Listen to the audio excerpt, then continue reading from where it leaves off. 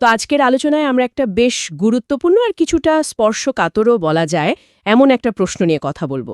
আমাদের কাছে একটা সূত্র এসেছে যেখানে জানতে চাওয়া হয়েছে যে রাসূল সাল্লাল্লাহু আলাইহি ওয়াসাল্লাম কি কখনো হাদিস তার নিজের কথা বা কাজ পুড়িয়ে ফেলার বা নষ্ট করার নির্দেশ দিয়েছিলেন। সূত্রটাতে সরাসরি একটা সঠিক ব্যাখ্যা চাওয়া হয়েছে। তো সূত্রটা ছোট হলেও প্রশ্নটা কিন্তু বেশ ভাবনার। এটা আমাদের ইসলামের একদম শুরুর দিকের ইতিহাস, হাদিস কিভাবে সংগ্রহ করা হলো, কিভাবে সংরক্ষণ করা হলো, এই সব কিছুর দিকেই সোচনে বাধ্য করে। অবশ্যই প্রশ্নটা খুবই মৌলিক, কারণ হাদিসের গুরুত্ব তো আমরা জানি, কোরআনের পরেই এর স্থান। তো এর সংরক্ষণ নিয়ে এমন একটা প্রশ্ন যখন ওঠে, তখন স্বাভাবিকভাবেই কৌতূহল হয়। কেন এমন নির্দেশনার কথা আসছে, এর ঐতিহাসিক ভিত্তি কি? ঠিক সেটাই। শুধু হ্যাঁ বা না উত্তর খোঁজার চেয়ে এর পেছনের কারণ, সেই সময়ের পরিস্থিতি, এগুলো বোঝাটা জরুরি মনে হচ্ছে। একদম। আমাদের আজকের আলোচনার লক্ষ্য সেটাই। এই সূত্রের প্রশ্নটাকে ধরে আমরা এর গভীরে যাব, বিভিন্ন দিক খতিয়ে দেখব, আর চেষ্টা করব একটা পরিষ্কার চিত্র তুলে ধরতে। তাহলে চলুন শুরু করা যাক। আচ্ছা, প্রথমেই যে ব্যাপারটা মাথায় আসে সেটা হলো, এটা শুনলে একটু অবাক লাগে, তাই না? হ্যাঁ, তা তো লাগেই। কারণ আমরা তো জানি রাসূল সাল্লাল্লাহু আলাইহি সাল্লামের কথা, কাজ সবই আমাদের জন্য পথনির্দেশ, সেগুলো যত্ন করে রাখা হয়েছে। তাহলে তিনি নিজেই কেন সেটা ধ্বংস করতে বলবেন? ঠিক এই পয়েন্টটাই গুরুত্বপূর্ণ। এই আপাত স্ববিরোধিতা।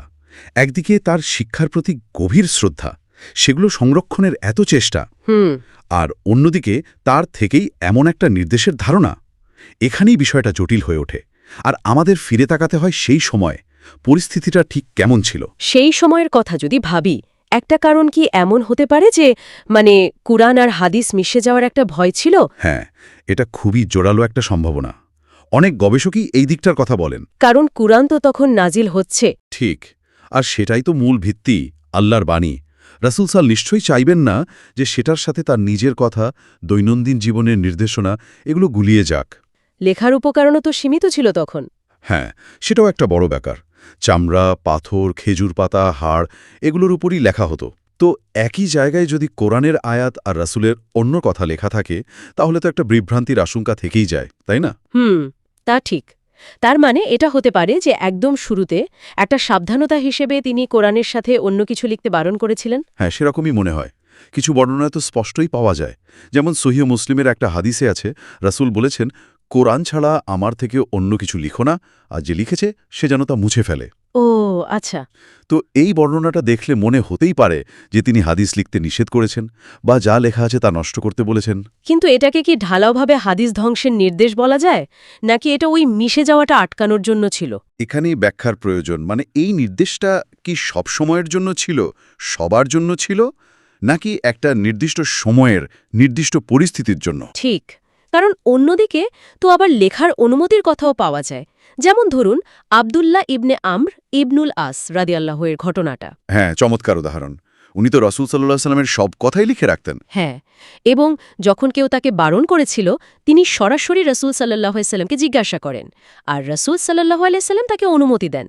বলেন যে তার মুখ থেকে সত্য ছাড়া কিছু বের হয় না। ঠিক, এই আপাতবিরোধী দু ধরনের বর্ণনাই কিন্তু আছে। তাহলে এই দুটোর সমন্বয় কিভাবে হবে? দেখুন, উলামায়ে কেরাম বা হাদিস বিশেষজ্ঞরা এর কয়েকটা ব্যাখ্যা দেওয়ার চেষ্টা করেছেন। আচ্ছা। একটা ব্যাখ্যা হলো, ওই যে নিষেধাজ্ঞা, ওটা ছিল একদম প্রাথমিক পর্যায়ের, যখন মূল ফোকাস ছিল শুধু কোরআন নির্ভুলভাবে সংরক্ষণ করা। পরে যখন আশঙ্কাটা কমল, সাহাবীরা অভ্যস্ত হলেন, তখন অনুমতি দেওয়া হলো। এটা একটা যৌক্তিক ব্যাখ্যা মনে হচ্ছে। আরেকটা ব্যাখ্যা হতে পারে, নিষেধাজ্ঞাটা ছিল সাধারণ সাহাবীদের জন্য, যেন তারা পুরো মনোযোগ কোরআনে দেন। কিন্তু যারা বিশেষভাবে জ্ঞানী ছিলেন, যারা পার্থক্যটা বুঝতেন, যেমন আব্দুল্লাহ ইবনে আমর রাদিয়াল্লাহু তাআলা আনহু, তাদের হয়তো অনুমতি ছিল। ও আচ্ছা, সবার জন্য নিয়ম এক ছিল না। হতে পারে। অথবা তৃতীয় একটা ব্যাখ্যাও আছে, নিষেধাজ্ঞাটা ছিল কোরআন আর হাদিস একই পাতায় বা একই সাথে লেখার ব্যাপারে। আলাদা করে লিখলে হয়তো সমস্যা ছিল না।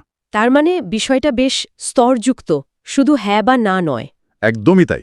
আমাদের হাতে যে সূত্রটা, সেখানে তো শুধু প্রশ্নটা করা হয়েছে আর সঠিক ব্যাখ্যা চাওয়া হয়েছে, বিস্তারিত কিছু নেই। হ্যাঁ, তথ্যের এই অভাবটাই অনেক সময় ভুল বোঝাবুঝি তৈরি করে।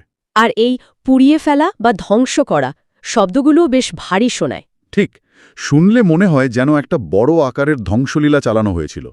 কিন্তু আমরা সেরকম কোনো ব্যাপক হাদিস পোড়ানোর ঘটনার ঐতিহাসিক প্রমাণ পাই না।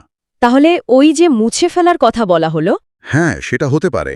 কেউ যদি ব্যক্তিগতভাবে কুরআনের আয়াতের সাথে মিশিয়ে কিছু লিখে ফেলেন, সেটা হয়তো মুছে ফেলতে বা নষ্ট করতে বলা হয়েছে, শুধুমাত্র মূল কিতাবটার বিশুদ্ধতা রক্ষার জন্য।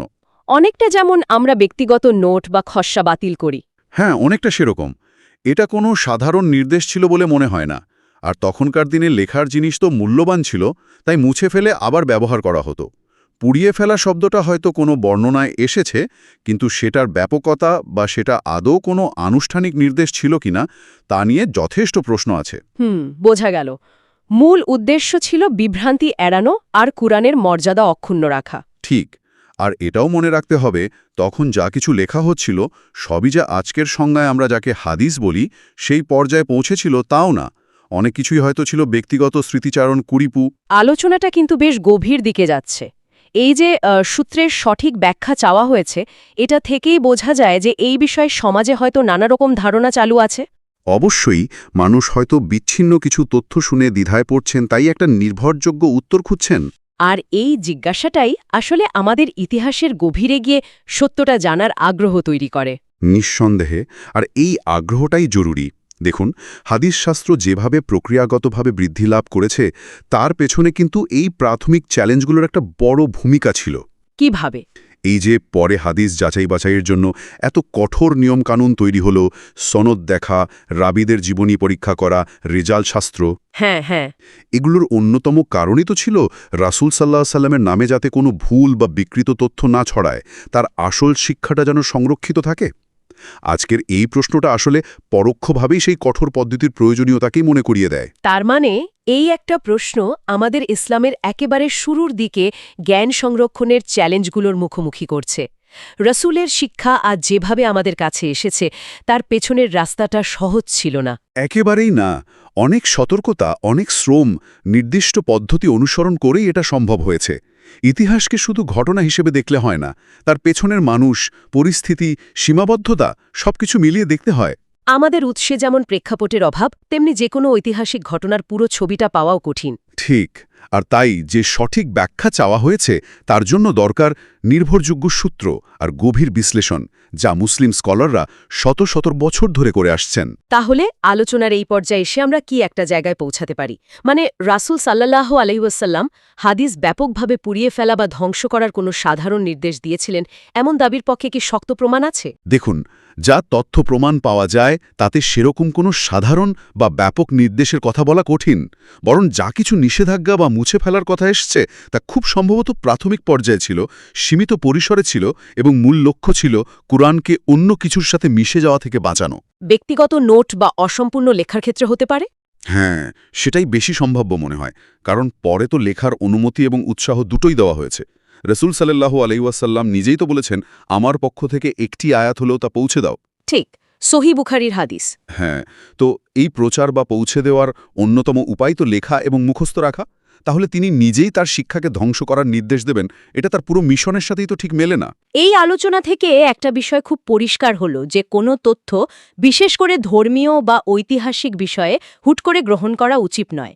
উৎস, প্রেক্ষাপট, সম্ভাব্য ব্যাখ্যা সব জানাটা খুব জরুরি। একদম। খণ্ডিত তথ্য বা ভুল ব্যাখ্যা মারাত্মক বিভ্রান্তি তৈরি করতে পারে। এখানেই দরকার সমালোচনামূলক দৃষ্টি আর তথ্যের উৎসের প্রতি দায়বদ্ধতা। বিশেষ করে আজকের দিনে যখন এত সহজে তথ্য ছড়ায়। হ্যাঁ, ডিজিটাল যুগে এটা আরও বেশি সত্যি। মূল উৎসে ফেরা, বিশেষজ্ঞদের মতামত নেওয়া, এর গুরুত্ব অনেক বেড়ে গেছে। এই প্রশ্নটা সেই প্রয়োজনীয়তাকেই আবার সামনে আনলো। আমরা তাহলে আলোচনার প্রায় শেষ দিকে চলে এসেছি। আমরা রাসূল সাল্লাল্লাহু আলাইহি সাল্লাম কি হাদিস ধ্বংসের নির্দেশ দিয়েছিলেন, এই প্রশ্নটি নিয়ে কথা বললাম, যেমনটি আমাদের সূত্রে জানতে চাওয়া হয়েছিল। আর সূত্রটিতে যেহেতু একটা সঠিক ব্যাখ্যা চাওয়া হয়েছিল, সেটা থেকে বোঝা যায় যে এই বিষয়ে একটা স্পষ্ট ধারণার প্রয়োজন আছে সমাজে। আর আমরা দেখলাম, সেই স্পষ্ট ধারণাটা পেতে হলে তথ্যের নির্ভুলতা যাচাই করা, প্রেক্ষাপট বোঝা, এগুলো কতটা জরুরি। বিশেষ করে হাদিসের মতো স্পর্শকাতর বিষয়ে যে কোনো দাবিকে খুব সতর্কভাবে বিশ্লেষণ করতে হয়। এখানে একটা প্রশ্ন আসে, তাই না, যে এই ধরনের ঐতিহাসিক দাবির সত্যতা আমরা যাচাই করব কিভাবে? ঠিক। কোন মানদণ্ড ধরে আমরা এগোবো, কিভাবে নিশ্চিত হব যে আমরা একটা নির্ভরযোগ্য সিদ্ধান্তে পৌঁছাচ্ছি? তাহলে মোদ্দা কথা এটাই দাঁড়াচ্ছে যে এই প্রশ্নটা আমাদের শুধু একটা উত্তর দেয় না, বরং শেখায় যে জ্ঞানের উৎসগুলোকে কিভাবে অনুগতে হয়। মানে প্রশ্নটা কেন উঠছে, তার পেছনের কারণ কি, আর সঠিক উত্তর খোঁজার পদ্ধতিটাই বা কি, এই পুরো জার্নিটাই গুরুত্বপূর্ণ। একদম। এটা আমাদের জ্ঞান অন্বেষণে আরও গভীরে যেতে আর বিশ্লেষণধর্মী হতে সাহায্য করে। আলোচনা শেষ করার আগে একটা বিষয় কি শ্রোতাদের ভাবনার জন্য রেখে যাওয়া যায়? অবশ্যই। যেহেতু সূত্রটি একটা সঠিক ব্যাখ্যা চেয়েছে, আর আমরা দেখলাম এর উত্তরটা বেশ স্তরযুক্ত। হ্যাঁ, সেখান থেকেই প্রশ্নটা তোলা যায় যে ঐতিহাসিক সত্যতা, বিশেষ করে এরকম সংবেদনশীল বিষয়ে চূড়ান্তভাবে প্রতিষ্ঠা করার মানদণ্ড আসলে কি? আমরা বিভিন্ন ব্যাখ্যা আর মতামতের মধ্যে থেকে কিভাবে সেই সঠিক ব্যাখ্যার কাছাকাছি পৌঁছাতে পারি? আর তার চেয়েও বড় প্রশ্ন হয়তো এটা যে এই ধরনের কিছু সম্ভাব্য অস্পষ্টতা বা চ্যালেঞ্জ থাকা সত্ত্বেও ইসলামের প্রথম যুগের মুসলিমরা কিভাবে রাসূলের সাল্লাল্লাহু আলাইহি ওয়াসাল্লামের বিশাল শিক্ষাকে পরের প্রজন্মের জন্য সংরক্ষণ করার মতো একটা বিরাট দায়িত্ব পালন করেছিলেন।